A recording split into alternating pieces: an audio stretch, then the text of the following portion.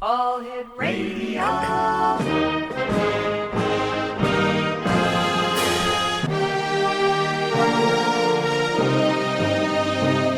Welcome to the X Zone, a place where fact is fiction and fiction is reality. Now, here's your host, Rob McConnell.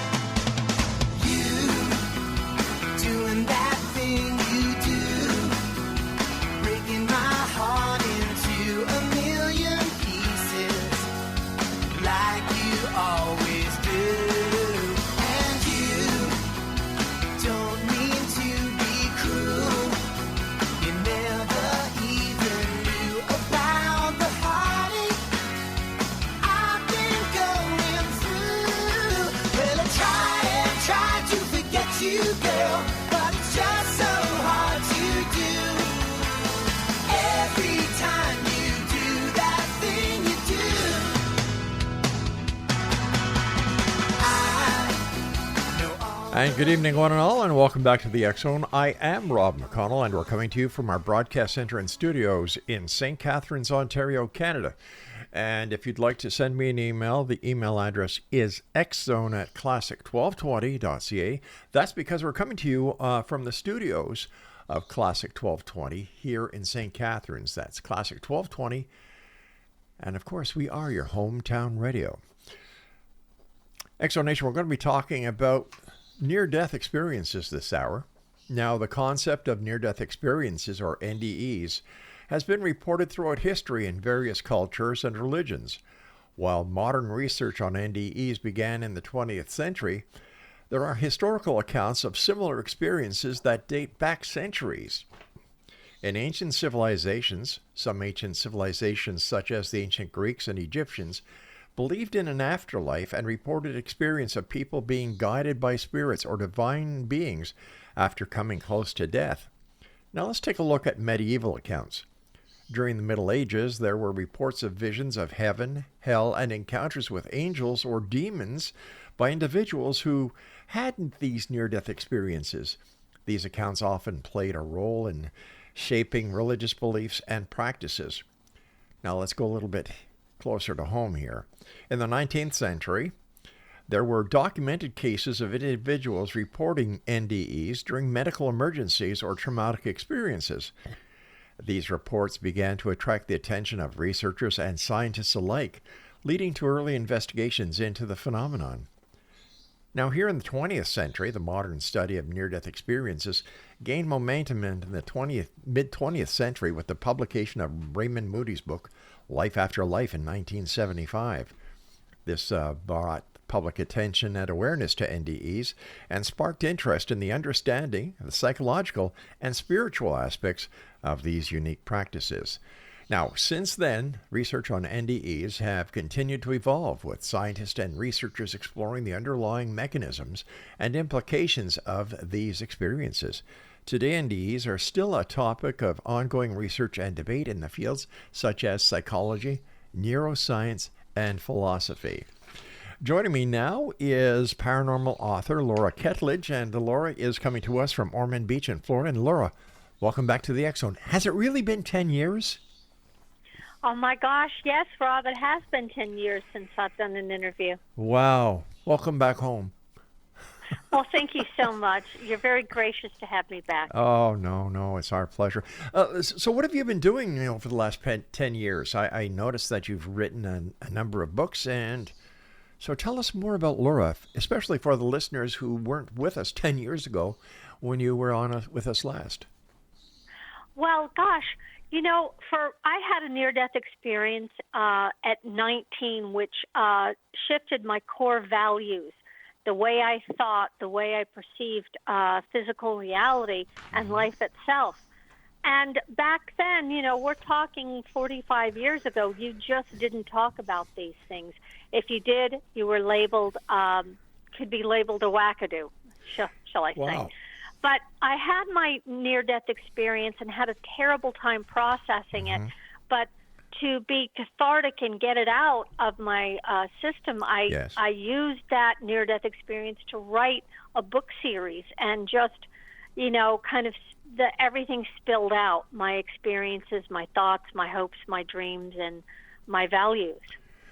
So tell us, Lura, what was your experience like? My near-death experience?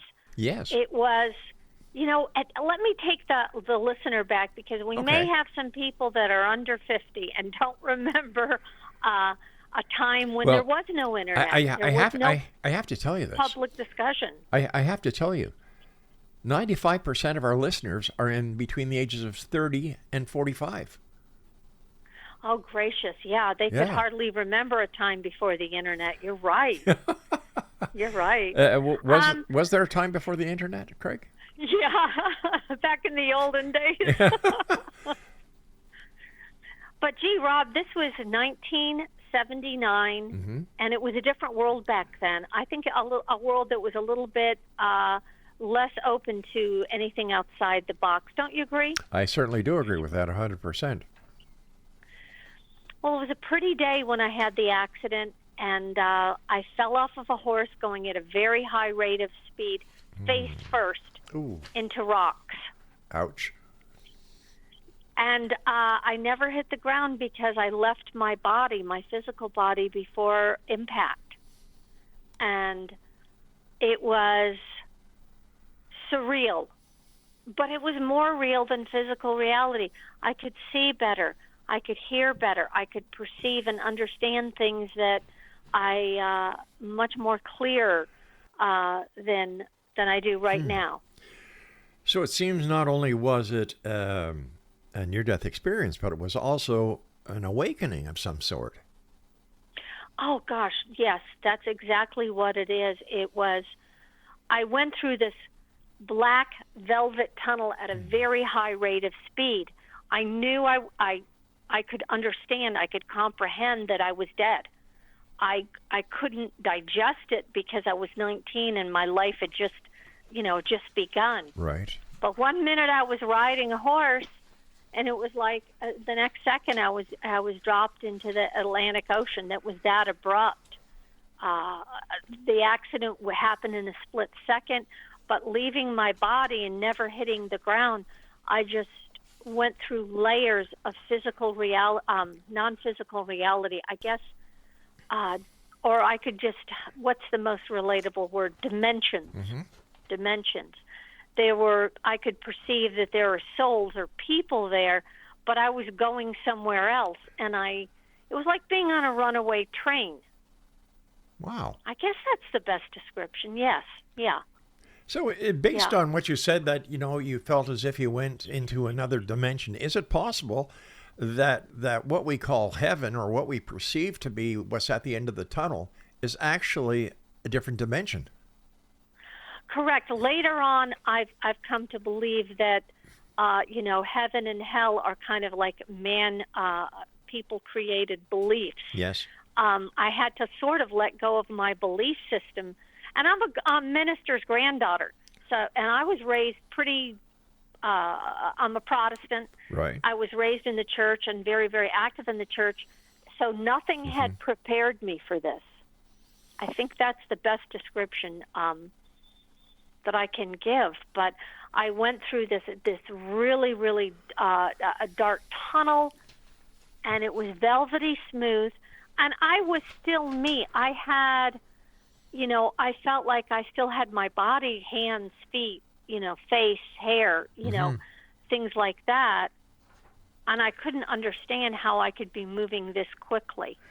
As a minister's granddaughter, you might appreciate this, that there are several interpretations of biblical passages that some biblical scholars believe that are references to the near-death experiences. And one of the most commonly cited examples is the story of the Apostle Paul's experience in the New Testament in Corinthians, let me see if my memory serves me correct, Corinthians 2:12-4, where Paul describes being caught up to the third heaven and hearing things that he could not be told, which some interpret as a possible near-death experience.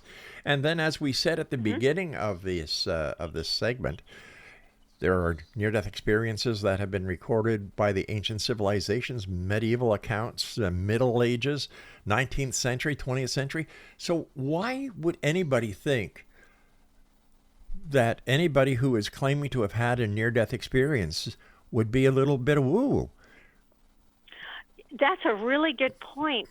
I had someone very unkindly make a comment to me, and I said, well, go back to your Bible. Yes. And read the passage. I was in the spirit. Yeah. That's what I have said.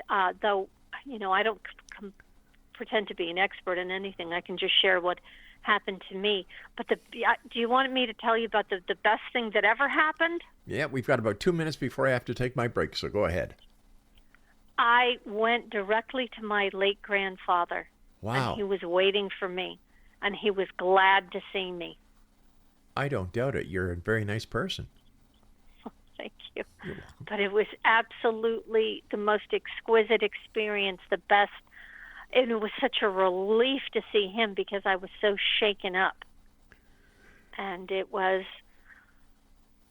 just, he looked like him, but his eyes were so blue and vivid, and my hand still felt small in his, and that was the greatest comfort in this whole experience. Wow. I've had so many people on the show describing near-death experiences. In fact, I remember way back when when I first had Raymond Moody on the show, and I've had him on a number of times since, that more and more people around the world are reporting near-death experiences. And an emergency trauma surgeon by the name of Dr. Amatuzio is one of the greatest proponents of near-death experience after she had her own. And then she started collecting information and research on near-death experiences from people in hospitals. And then doctors who were talking to her about the patients that claim to have had this out-of-body experience, which was related as a near-death experience. So I'm a believer, as many people like yourself who make these claims, and they don't vary. It can't be just an imagination. It just can't be anything, but in my opinion, but the truth. Yeah. I've spoken with Dr. Moody. His research is just fascinating, It is. And people are getting revived now. Yeah. That normally couldn't have been brought back. I think that's the key, and communication. That's true, and you and I have to take our break, so please stand by, Laura. Exonation, our guest this hour is Lura Ketchledge, and if you'd like to contact Laura, her website is, are you ready for this, Exonation? LuraKetchledge.com. This is the X-Zone. I am Rob McConnell, and we're coming to you from our broadcast center and studios in St. Catharines, Ontario, Canada, on your hometown radio, Classic 1220, and streamed around the world on classic1220.ca.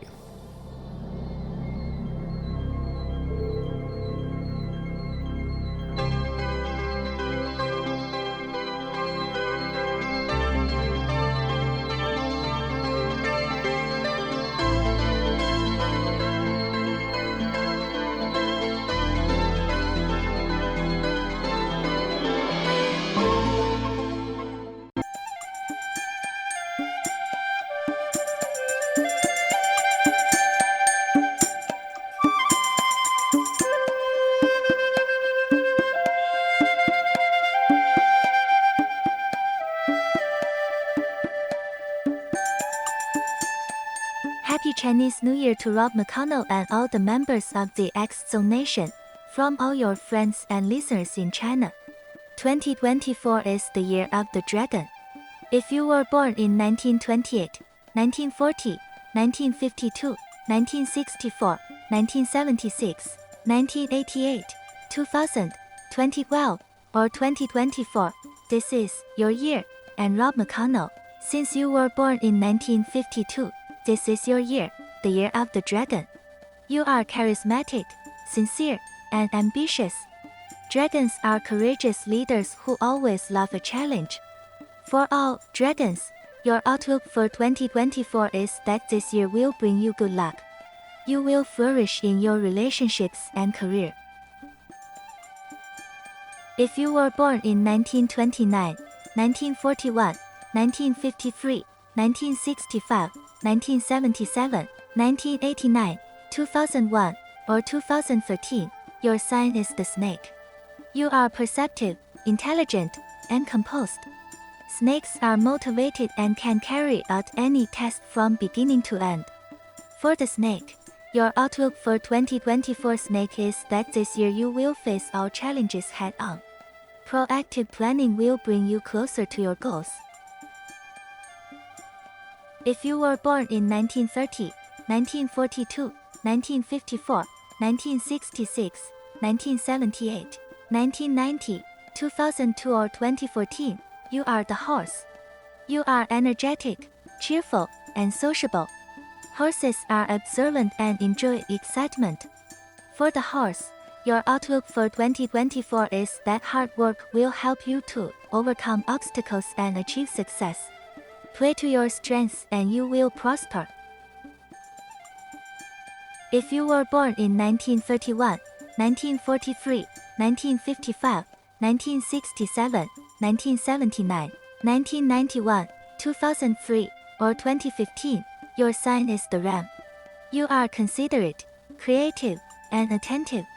Goats are gentle and determined to succeed. For the ram, your outlook for 2024 is that this year will bring you everything you need. Confidently stride towards your goals and prosperity will come to you. If you were born in 1932, 1944, 1956, 1968, 1980, 1992, 2004, or 2016, your sign is the monkey. You are sensible, thoughtful, and fearless. Monkeys are insightful and are quick to find a solution in difficult situations. For the snake, your outlook for 2024 is that this year will bring you wealth. Displaying your talents in your career will produce extraordinary results. If you were born in 1933, 1945, 1957, 1969, 1981, 1993, 2005, or 2017, your sign is the rooster. You are trustworthy, compassionate, and smart. Roosters have remarkable eloquence and are great communicators. For the rooster, your outlook for 2024 will bring you good luck in your relationships. Surround yourself with the company of those you love the most. If you were born in 1934, 1946, 1958, 1970, 1982, 1994, 2006, or 2018, your sign is the dog. You are loyal, patient, and dependable. Dogs are intuitive and inspire confidence in others. For the dog, your outlook for 2024 is to remain focused to reach the light at the end of the tunnel. Keep pushing forward and you will receive prosperity. If you were born in 1935, 1947, 1959, 1971, 1983, 1995, 2007, or 2019, your sign is the pig. The pig is hardworking, amicable, and earnest. Pigs are enthusiastic and are always ready to give a helping hand. For the pig, your outlook for 2024 is that you will prosper in the new year by making new connections. Remember to think before you act. If you were born in 1937, 1949, 1961, 1973, 1985, 1997, 2009, or 2021, your sign is the ox. You are reliable, honest, and responsible. Oxen are diligent and work hard in everything they do. For the rat, your outlook for 2024 is now is the time to slow down and reflect. You will benefit by creating a balance in all aspects of life. If you were born in 1938, 1950, 1962, 1974, 1986, 1998, 2010, or 2022, your sign is the tiger. You are adventurous, passionate, and generous. Tigers are confident individuals with a strong sense of justice. For the tiger, your outlook for 2024 is that this year will bring you prosperity. Seize new opportunities to achieve success. If you were born in 1939, 1951, 1963, 1975, 1987, 1999, 2011, or 2023, your sign is the rabbit. You are kind-hearted, optimistic, and clever. Rabbits are witty and elegant in nature. For the rabbit, your outlook for 2024 is that hard work will bring you abundance. Remember to stop and appreciate auspicious moments along the way. Happy Chinese New Year to one and all. For the X Zone Broadcast Network and the X Zone Radio and TV show in Hong Kong, I am Wang Jing. Visit us online at www.xzbn.net. At the vision of Rama McConnell Media Company in St. Catharines, Ontario, Canada, www.realmar.com.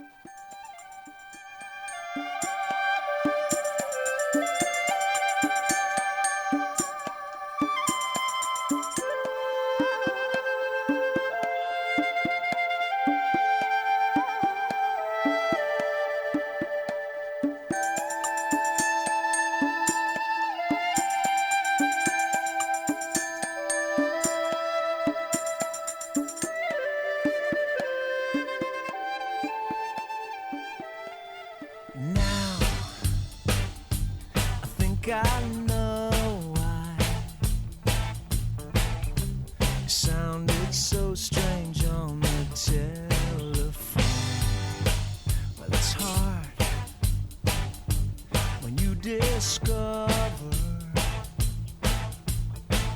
what keeps you going, keeps you all alone. I dream so thought the smoke might never clear, and you hide it all behind endless cigarettes and tears. Somebody waits for the time, I know it never comes. You get yourself so high and you come down feeling blue. And welcome back, everyone. Geez, after that feature that we did on the Year of the Dragon, I've got a hankering to go to a Chinese restaurant after the show and get some Chinese food. Talk about, getting the taste buds. But I want to thank everybody in our China branch and division for sending that to us. That was really cool. By the way, what sign of the dragon are you, Laura? Oh, lucky me. It's not the tiger or the horse, but the pig. Do you know what pig stands for? What? Pride, integrity, guts, and service. Oh, that's very kind. Okay, so near-death experiences. I have to take you, if you don't mind, if we go back and talk a little bit more about your near-death experience where you saw your grandfather.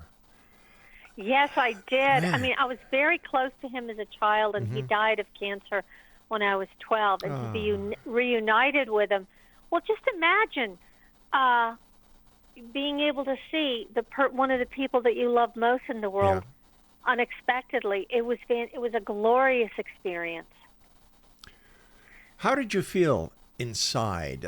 Did you have any conscious recollection of what the temperature was, or were there any smells? Were there any sounds besides your grandfather?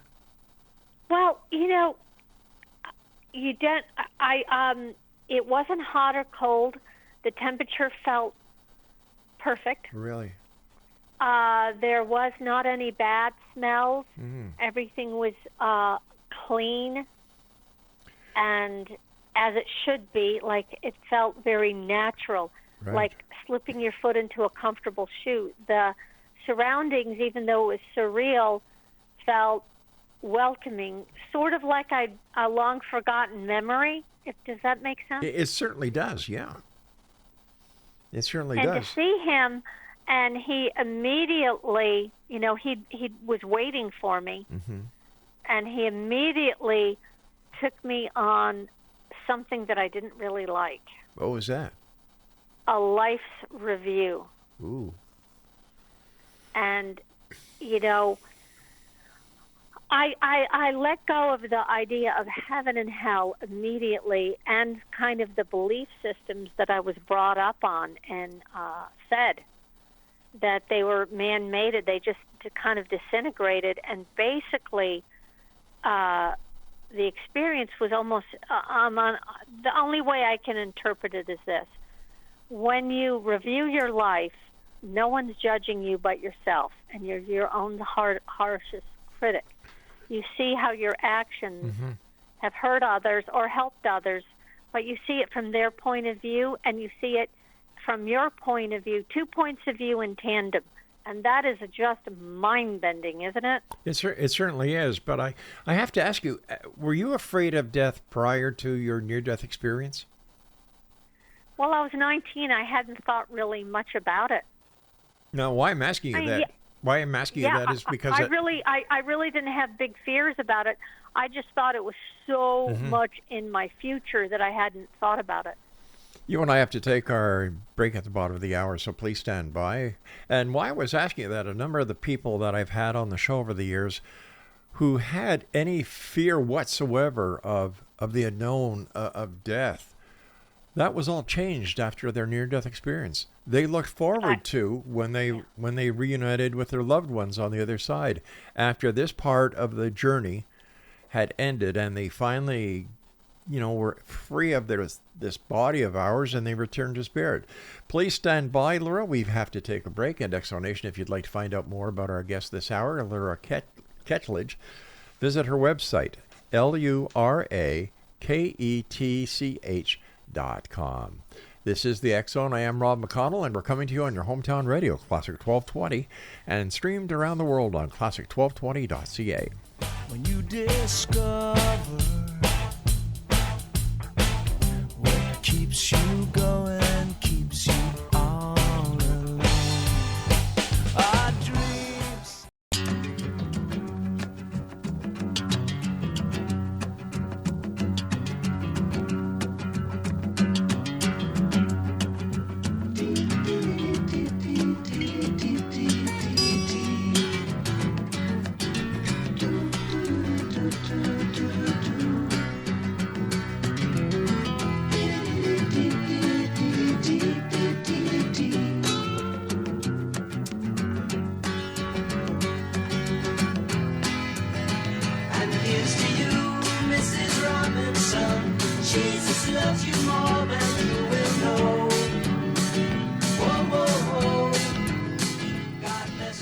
And welcome back, everyone. This is the X Zone. I'm Rob McConnell. We're talking about near-death experiences this first hour of tonight's show.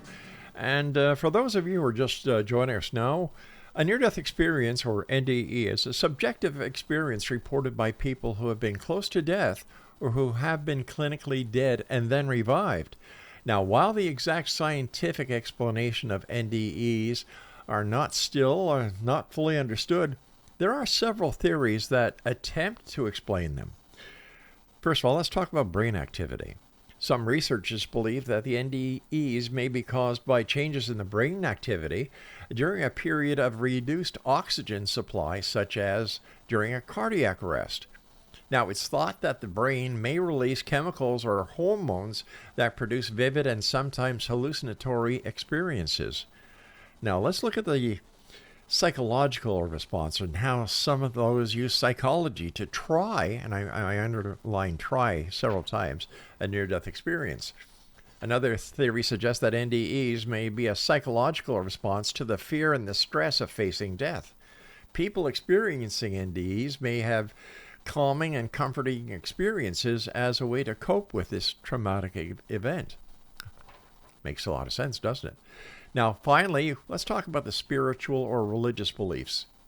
Some people interpret NDEs as experience of an afterlife or spiritual dimension beyond the physical world. This interpretation is not scientifically proven and is based on personal beliefs and experiences.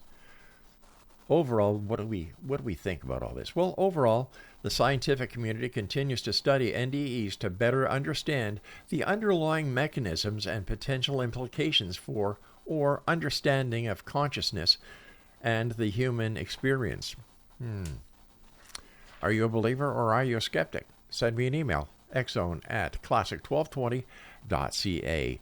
Lura, after you had your visit with your grandfather, how did you come back from the other side?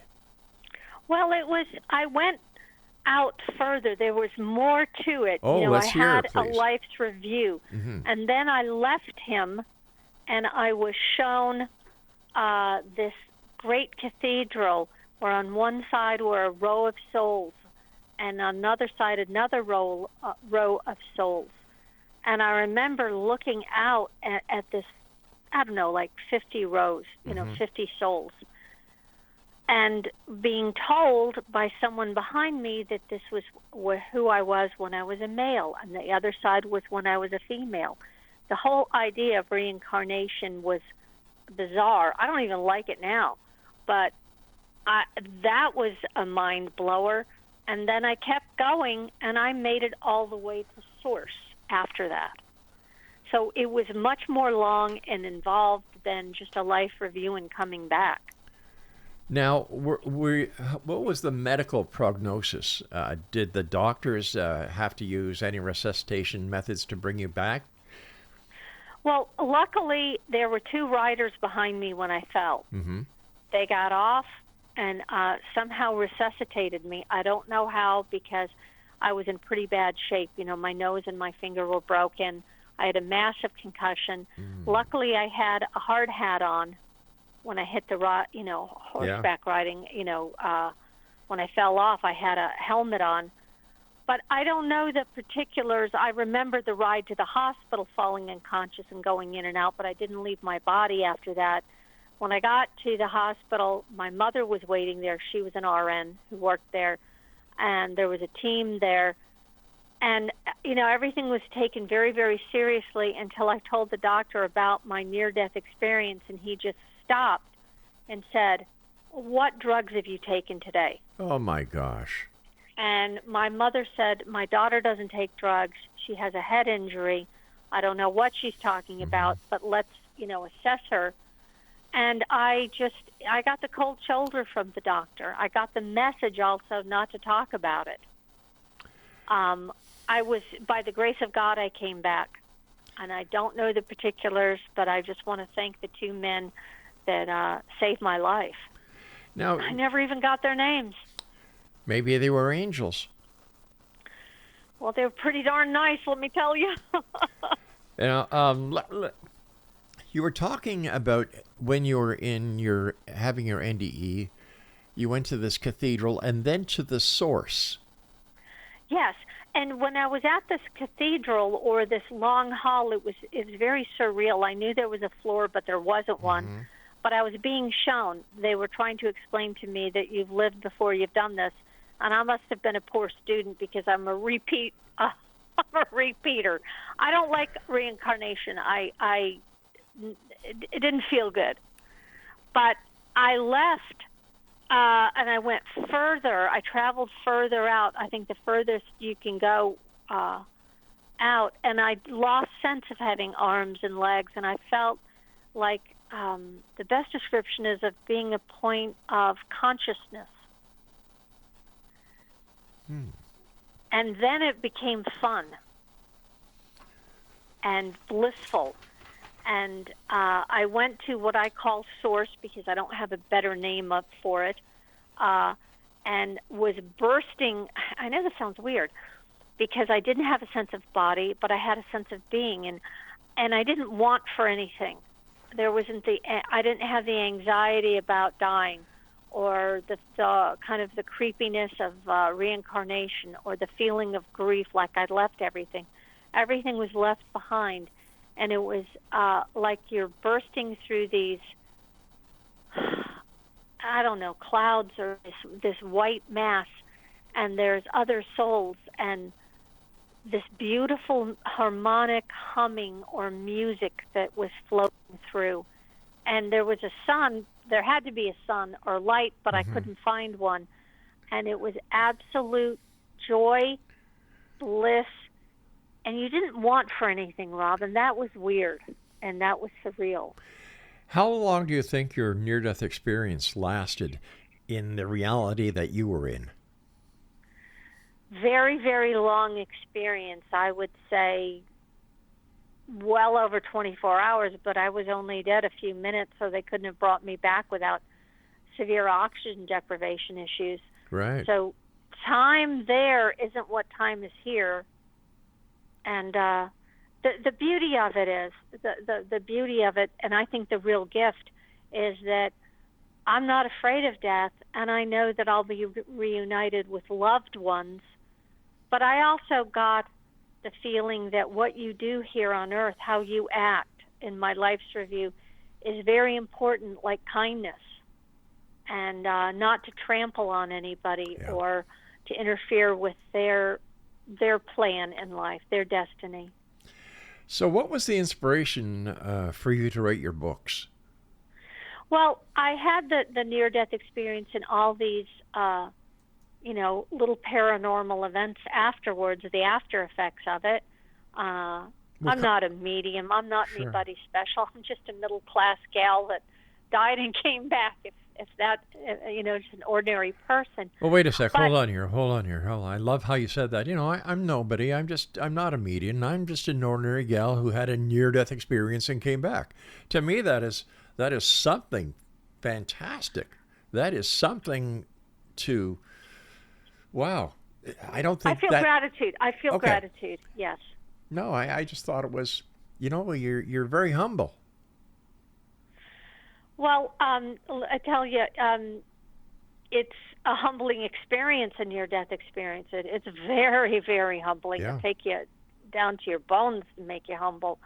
But these ideas and, these realizations were very hard to express. I only talked to a couple family members for over 30 years. I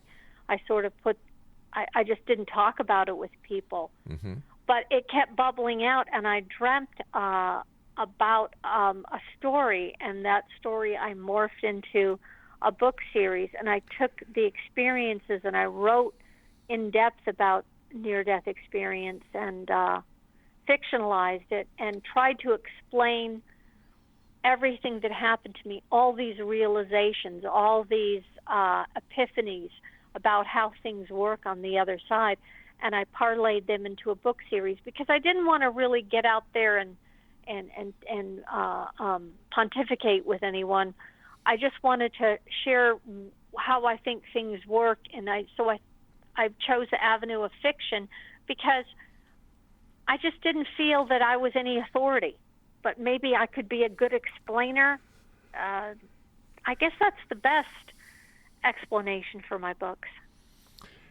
We were talking earlier about, God and the devil, or good and evil. And I think that this was a way that those way back in time could best try to describe what was going on in their lives at the time. And I often wonder how different the Bible would be written if the events that happened in the Bible were to happen today and then reported as it would be in today's means and terms. How different would it be? Oh my gosh, completely.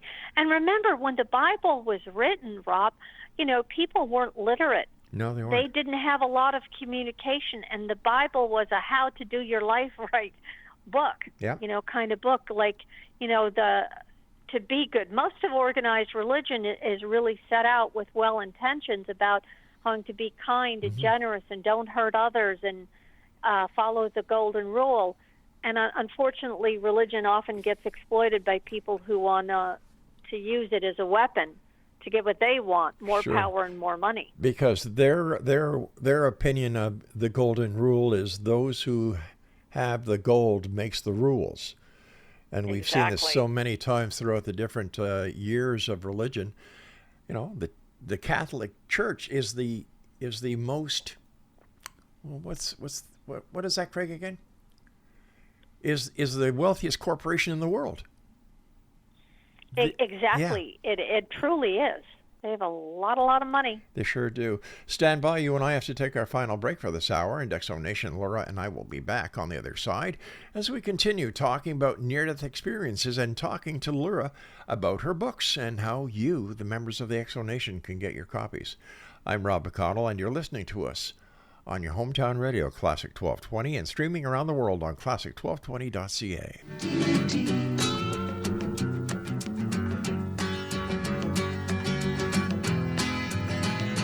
Here's to you, Mrs. Robinson. Jesus loves you more than you will know. Whoa, whoa, whoa.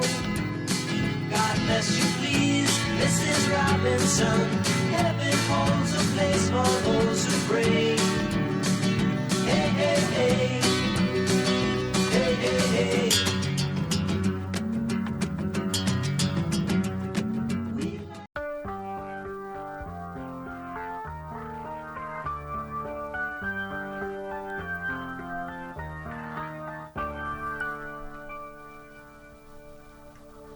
Just an old-fashioned love song playing on the radio, and wrapped around the music is the sound of someone promising they'll never go. You swear you've heard it before as it slowly rambles on. Welcome back, everyone. Lura Ketchledge is our special guest. Her website is LuraKetchledge.com. And before we get back to Lura, you know, we're talking about near-death experiences this hour with Lura. And I must tell you and share something with you that happened to me personally over this past weekend. I received a number of emails saying, Rob, are you dead? Now, why would you send me an email if you think I'm dead? That was my question. And it's because a number of the AI chats are, you know, if you type in Rob McConnell, the X Zone, paranormal, well, apparently I died in either 2016 or 2021. So to anybody who's wondering if I'm real or if I'm dead, no, I'm not dead. Yes, I am real. And this is just another example of how AI can screw things up so bad. I'm totally wondering what the future is going to be like, because so many people actually depend on what they find on AI. Talk about fake news. Holy cow. Anyway, thank you very much for all your concerns, all your emails, all your letters. And my wife thanks you for the condolences. It's just one of those days. First of all, Laura, thank you so much for coming on the show and sharing your NDE with us. And you and I were talking a little bit during the commercial break about you wanted to share with listeners your feelings on death now. Well, the wonderful thing about a near-death experience is when I came back, I really tried to get my life right. I knew what my priorities were and are, and I had my core values solidified. But to, life after death, a lot of people believe in it. I know it because I have been dead, and now I'm alive, and I know that there is an existence after your physical body dies. But the greatest gift I got, I'd like to share with you. Please. I did have a near-death experience, and because of it, as my father died, I was able to have a shared death experience during his transition. I was his caretaker. He had Parkinson's. Oh, I took care of my mom and dad as they were both dying for 5 years and was able to share my experiences with them, and hopefully that helped. But my father was very resistant. So as he lay dying, I finally had to take a nap because I'd been up for 2 days, and I was able to go literally out of body with him during his transition. And it was a beautiful shared death experience, which I didn't even know could happen. And to know with confidence that he exists and he's okay was just one of the most meaningful experiences of my life. You know, we were talking before about your near-death experience and how you had the life review, and you were brought into the tabernacle, and on one side you said there were about 50 rows, and on each side of these 50 rows were souls. How There was a row of souls of male, about 50 souls, right. that had been me. Yes, Creepy, because I'm a girly girl. Yeah, but you also said that you don't believe in reincarnation. Oh no, I do believe. Oh, you I do didn't believe at the time. Ah, okay. I didn't like it. I still don't really, I'm not a fan of it. But I definitely believe because I was shown. You couldn't have talked me into it prior. But why don't you like the idea of reincarnation? Oh, I just don't think I want to go through it again. I think life's a pretty tough school. Yes, it is. And a lot of heartbreak, a lot of joy. I hope I'm the last timer that I've gotten it right and got my lessons learned and don't have to repeat, because I just don't want to go through it again. That's just kind of me. But do you think that we actually have a choice if reincarnation is real, whether we do it again or we just hang up our mortal body and our mortal thoughts? Probably don't have a choice. And you know what? Your perspective on the other side is very different than here. Maybe I'll be eager to do it again when I'm there. But my life is Lura Ketchledge. I feel like I don't care to, but never say never, I guess. I try to have a sense of humor about it all, because I do think it sounds quite strange when I tell these otherworldly experiences. At least it does for me. But if I hadn't gone through it, I just wouldn't have been. I wouldn't have been open to it. So it was also a gift and a blessing, even though it's hard to comprehend some of these things. How do you deal with skepticism? Well, I had a friend say something to me, that was quite cutting and quite very skeptical. And I said, well, 100 years from now, we'll both be dead. And I'll come up to you in the afterlife and say, I told you so. I have to have some humor about it all, because it is kind of, morbid? Pretty, I am not a person that would have been open to this sort of thing if it hadn't happened to me. I'm not built that way. But I'm glad it happened, because it just changed everything, and everything is more appreciated. Food tastes better. Experiences are sweeter. Love is more tender. We were talking about, reincarnation and learning. Maybe that's why you came back this time, was to experience death and to share what you learned with others, like you are doing, not only in the shows that you do, but in your books. I think that's a great point, and I've thought about that quite a bit. When I wrote Near-Death Connection, I really go into detail, step by step, what an out-of-body experience and what your life review is truly like. I tried to be as articulate as possible. I tried to explain reincarnation as best I knew it and could comprehend it. I'm very humble because, this was such a shock and it had turned my belief system upside down. But what a great, great gift it all has been. It really has. So tell us about, you've also written a book, I believe, entitled Paranormal Night Shift, My Ghost Story. What's that about? Oh, no, those were television shows that I made a guest appearance. I made a guest appearance. I see. In My Ghost Story and Paranormal Night Shift. I had after my near-death experience, I was able to occasionally see a friend or a loved one that had passed. It opened up something. Though I'm not a psychic, I've had some paranormal experiences that I grapple with to this day. But my shared death experience with my dad was the most important, and I don't think it would have happened if I hadn't had an NDE. Once again, was it fate? Was it coincidence, or was this part of your life plan and why you returned? I think we have a life plan that's pretty darn hard to comprehend, but I think it all kind of fell into place. My life, I've had some very, very lucky breaks. I had suffered from autoimmune disease and had a few life and death experiences right there, but it gave me the strength to persevere, knowing that there was more than physical reality and knowing that I would be reunited with my grandparents and people that I loved.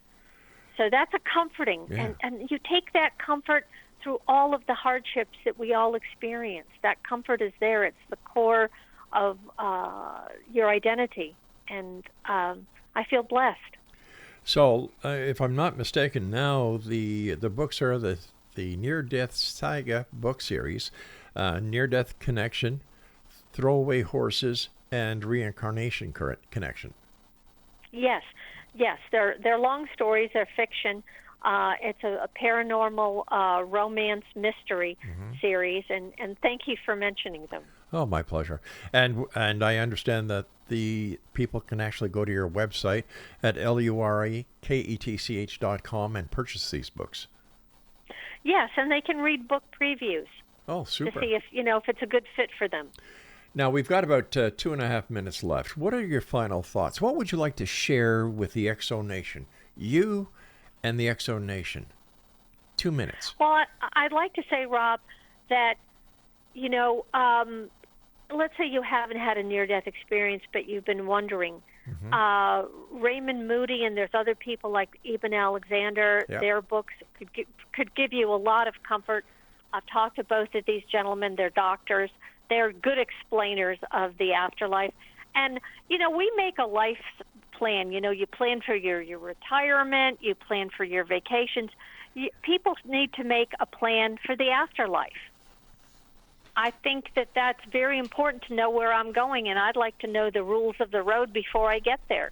So I've been doing a little planning in that department. And the planning is, to educate, to open up your mind, and while you're here, enjoy your life, be kind to others when you can, be generous when you can, and gosh, I think learning and knowing where we're going is a great comfort to people.